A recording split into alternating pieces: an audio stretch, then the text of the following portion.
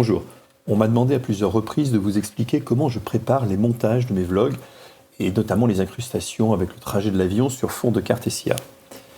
Tout d'abord, j'utilise le logiciel DaVinci Resolve. Il est disponible en deux versions, la gratuite et la version payante appelée Studio, qui contient pas mal de fonctionnalités très avancées, ainsi que des effets supplémentaires. Pour ma part, j'utilise la version gratuite qui permet déjà de faire énormément de choses sans aucune restriction. Pour l'installer, il suffit de le télécharger, de se laisser guider comme toute autre installation. Le but de cette vidéo, c'est de vous expliquer en quelques étapes comment je réalise des incrustations dans mes vlogs. Pour cela, je vais diviser en trois sections. Tout d'abord, une incrustation simple, sans changement de vue. C'est une incrustation simple sur un fond de carte de type ground, ne nécessitant pas de changer le point de vue, comme par exemple des zooms ou des déplacements. Ensuite, une incrustation simple, mais avec changement de vue et zoom. C'est une incrustation simple, mais sur laquelle nous commencerons à faire quelques changements de vue. Pour cette vidéo, nous utiliserons un départ depuis Logne vers le sud. Le début de la vidéo se fera sur un zoom serré sur le terrain, puis nous dézoomerons pour laisser apparaître la trace GPS et l'ensemble du circuit de l'aérodrome. Nous en profiterons pour ajouter un fond de carte avec la trace extraite de SDVFR. Enfin, une incrustation complexe avec changement de vue et base de carte large. C'est une incrustation sur un fond de carte SIA, région parisienne au 1/250 millième, qui nécessitera non seulement d'avoir des changements de point de vue, des zooms, mais surtout nous aurons un fond de carte plus grand que notre écran final. Sur ce, partons pour notre première incrustation, une incrustation simple, sans changement de vue.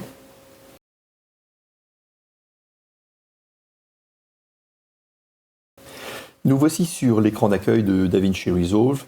Commençons avec un nouveau projet.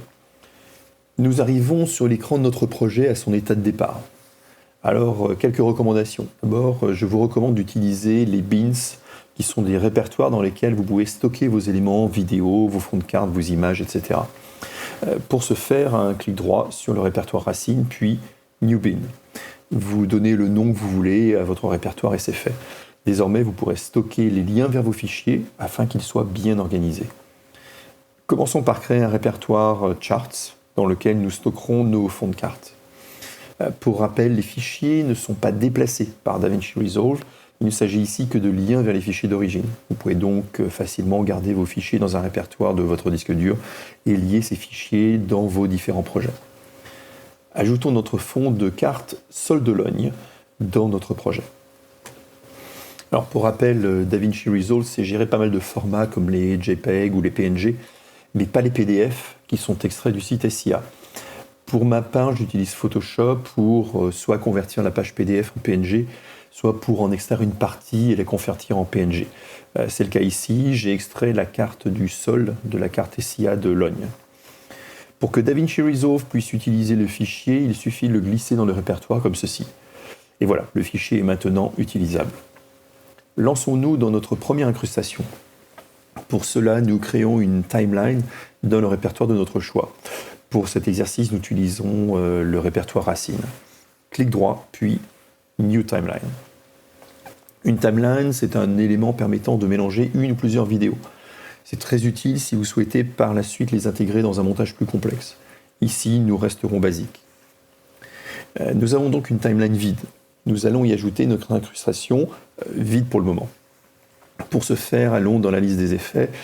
Si elle n'apparaît pas déjà, cliquez sur Effects en haut à gauche. Nous allons chercher l'effet appelé Fusion Composition. Le plus simple, c'est de taper Fusion dans la boîte de recherche. Voilà. Il nous reste à glisser cet élément dans notre timeline. Par défaut, cet élément dure 5 secondes. Il faut donc l'allonger. Vous pouvez utiliser la souris ou, mieux, faire un clic droit, puis Change Clip Duration ou CTRL-D. Vous pouvez maintenant changer la durée de votre incrustation. Pour ma part, je trouve que 30 secondes pour une incrustation sol, c'est pas mal. Tout dépend de la complexité de votre aérodrome. Mais entre 30 et 45 secondes, ça me paraît être bien. Allons maintenant voir ce qu'il se passe dans Fusion. Fusion, c'est là où tout se passe. Toutes les animations que l'on peut faire se passent ici. Pas de panique, ça peut être un peu intimidant, mais on va commencer par des choses simples. Il est important de retenir que Fusion fonctionne par un système de calque un peu comme Photoshop. Tout se passe de la gauche vers la droite. Tout ce qui est ajouté à droite vient se superposer pour finir par le media out, qui est la sortie de notre signal vidéo, ce que l'on verra à l'écran. Pour cette illustration, nous allons avoir besoin d'abord d'un fond d'écran qui permettra de déterminer le format de notre sortie vidéo, un fond de carte SIA pour l'aérodrome de Logne, la trace au sol et la représentation de notre avion. Et nous animerons le tout. Alors commençons. Déplaçons le media out vers la droite car ce sera vraiment notre dernier point, ce que DaVinci appelle un node. En faisant Shift espace, nous faisons apparaître un menu. Choisissons Background. On peut aussi le créer en cliquant ici et en le déplaçant où l'on veut. Ensuite, on clique sur le point blanc que l'on amène à l'entrée jaune du media out. Nous voici maintenant avec un écran noir. C'est ce que nous voulons à ce stade. À noter qu'il est possible de changer le fond, par exemple de passer sur un fond blanc en cliquant ici. Restons sur un fond blanc, tiens. Il faut maintenant que nous ajoutions notre fond de carte SIA. Rien de plus simple, nous allons chercher notre fichier et le glisser à la droite de notre fond d'écran, comme ceci. Pour qu'il apparaisse à l'écran, il faut créer ce qu'on appelle un merge. Pour ce faire, nous partons du fond de la carte et relions la sortie de notre fond d'écran, comme ceci. Et voilà, notre fond de carte apparaît. Avant de continuer, je recommande de nommer chacun des nodes avec un nom qui soit suffisamment explicite. Par exemple, je vais renommer la carte en LFPL _ ground. Pour ce faire, je choisis le node en question, puis F2, puis je renomme. Alors, un point à noter, c'est que vous ne pouvez pas nommer deux nodes avec le même nom. Je fais de même pour le merge, mais je vais l'appeler LFPL _ map, comme ceci. Dans certains cas, comme ici, nous avons besoin de changer la taille de la carte pour qu'elle apparaisse en entier dans le cadre. Cliquons sur le merge et choisissons la taille. Pour cette carte, une taille de 1.3 est parfaite, car la carte occupe désormais tout l'espace.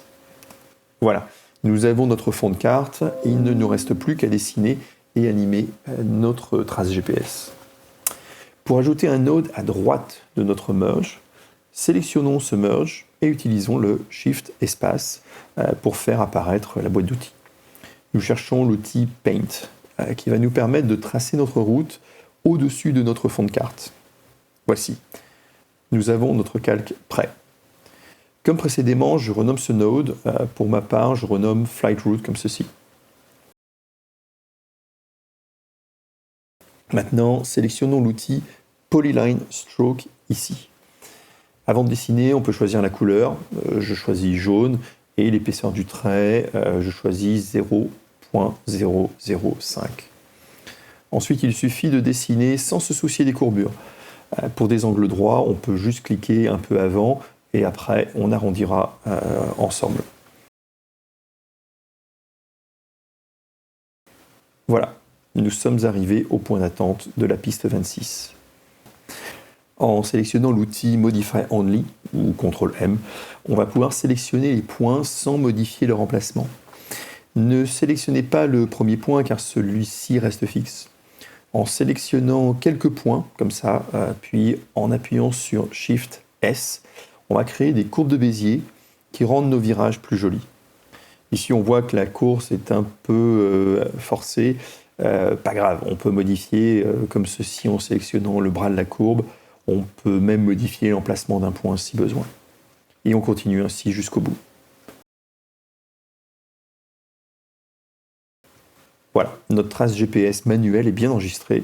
Reste maintenant à l'animer. Avant tout cela, il faut aller dans l'onglet Modifiers. Pour pouvoir s'y retrouver plus tard, on peut le renommer. Pour ma part, je le renomme Flight Path. Pour ce faire, un clic droit, puis on fait Rename ou F2.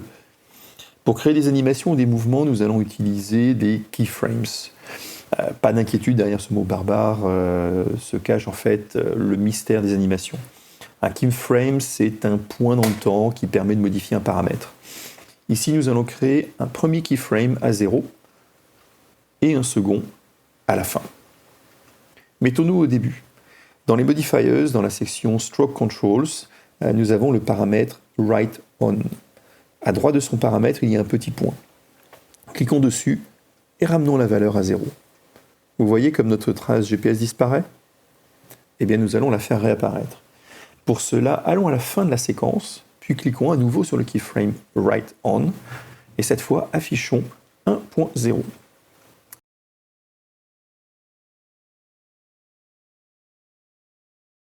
Et voilà, nous avons notre trace qui avance au rythme de l'avancée de la séquence.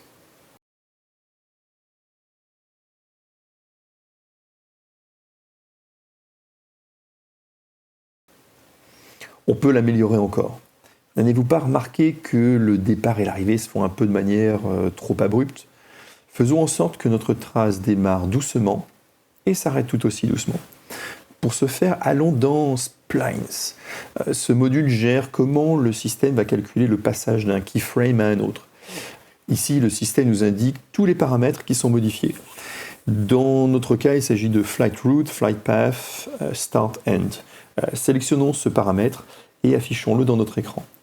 Il nous suffit alors de sélectionner le Start et le End et de taper Shift S. Comme pour nos courbes de Bézier, le système assure une transition progressive. Regardons ce que cela donne à l'écran.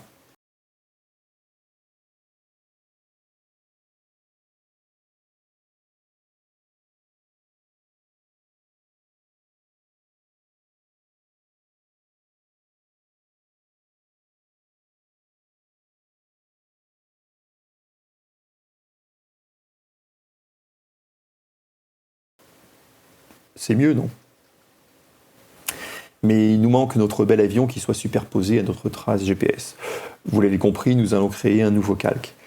Pour cela, nous avons besoin d'un avion, de lui ajouter un peu d'ombre, de le mettre à la bonne taille. Il nous faut donc d'abord un fichier, un node qu'on appelle Drop Shadow, et un autre node que l'on appellera Transform. Alors allons-y.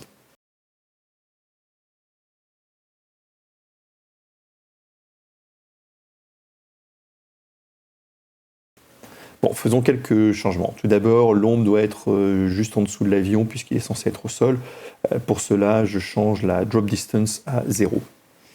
Ensuite, je vais réduire la taille de l'avion. Pour cela, je vais changer le paramètre size du node transform. Pour notre exemple, 0,3 me paraît pas mal. Maintenant, nous allons connecter ce calque à notre trace GPS. Pour cela, je choisis le node Plane Path et je fais un clic droit sur Center, puis Animate. Ceci ouvre l'onglet Modifiers. Je renomme Path 1 en Plane Route, puis je retire le keyframe sur Displacement. Il faut maintenant que je dise au système où se trouvent les coordonnées de chaque point de notre trace GPS. Pour cela, je vais sur Flight Route, puis Flight Path. Tout en bas, je fais un clic droit, puis Publish. Je peux maintenant retourner sur Plane Path, puis Plane Route.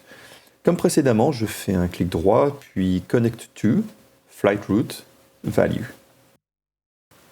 Voyez comme notre avion est allé se coller sur le premier point. Bon, il faut maintenant animer notre avion. Dans Plane Route, nous avons le paramètre Displacement. Comme pour animer notre trace GPS, nous allons créer deux keyframes. Au début pour une valeur 0 et à la fin pour une valeur 1.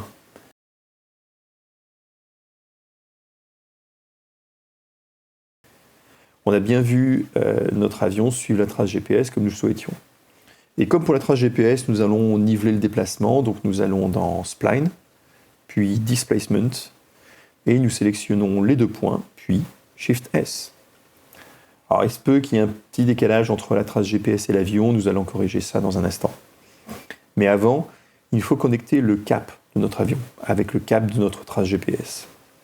Pour cela, allons dans Plane Path, faisons un clic droit sur Angle, puis Connect to, Plane Route, Heading. On voit que notre avion change de cap, mais dans mon cas, il a un décalage de 270 degrés. Facile à corriger. Il suffit de lui faire une première rotation. Allons dans Transform, puis Angle, et entrons la valeur 270. Voyons si tout est parfait.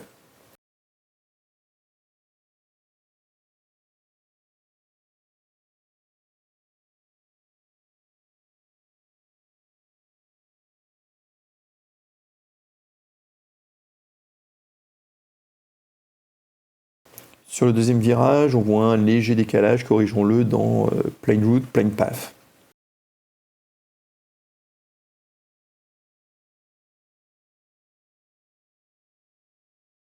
Voici qui est mieux.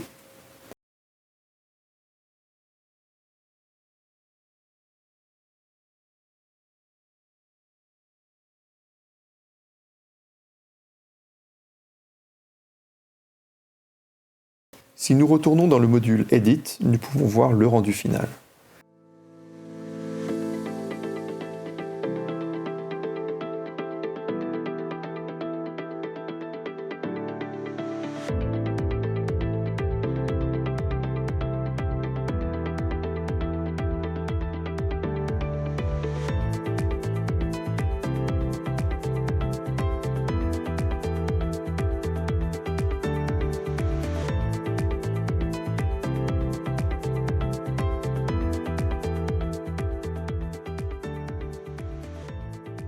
Et voilà, notre incrustation est finalisée et prête à être utilisée dans le montage final. Comme il s'agit désormais d'un élément vidéo, on pourra le couper, on pourra lui attribuer des effets, des transitions, etc.